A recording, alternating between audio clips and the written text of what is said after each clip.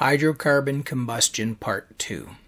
We are going to look at the simplest hydrocarbon, methane or natural gas. Methane, or CH4, is a single, simple hydrocarbon.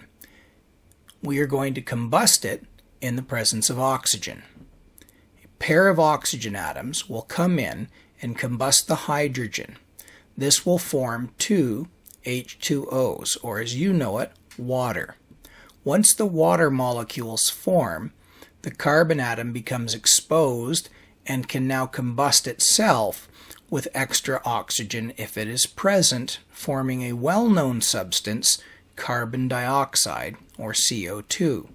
Graphically, we can now see that a single methane molecule needed two pairs of oxygens to combust to form two waters and a carbon dioxide. As a formula, it looks like this. 1 scoop of methane, 2 scoops of oxygen, make 2 scoops of water, and 1 scoop of carbon dioxide. We've now completely burned this hydrocarbon off. But unlike hydrogen combustion, there are two byproducts. The first, we burned with oxygen. We needed 1 oxygen molecule to burn off the hydrogen to water.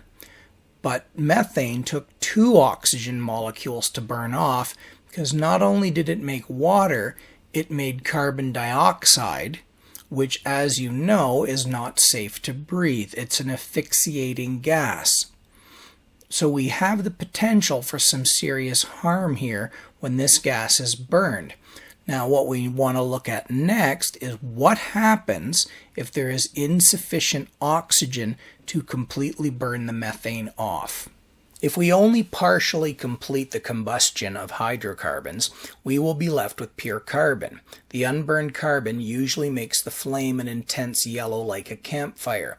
This is caused by glowing particles of carbon, typically in the 100 nanometer range in size. They're really sparks, but so small and dense you see what is a yellow veil of flame. The carbon that is not burned will land on surfaces in the ground, forming soot. And it is this soot that blackened the hills of industrial-aged Europe. We have made great strides in reducing our carbon production, but unfortunately it still is a major pollutant. It is a long-term hazard that will kill over the course of many years. Europe and the Americas have reduced this, but many parts of Asia still have high carbon particulate pollution.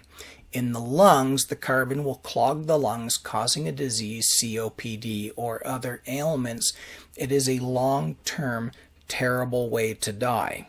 This person died from smoking. However, if you have soot, I guarantee you will have CO and CO2, a full-on trinity of death. So smoky fires are guaranteed to produce the other two chemicals, which are acute poisons, killing within minutes. With sufficient oxygen, you will only get CO2. Lower the level of oxygen, you will get CO2 and carbon monoxide. Really low oxygen, and you will produce all three in great quantity.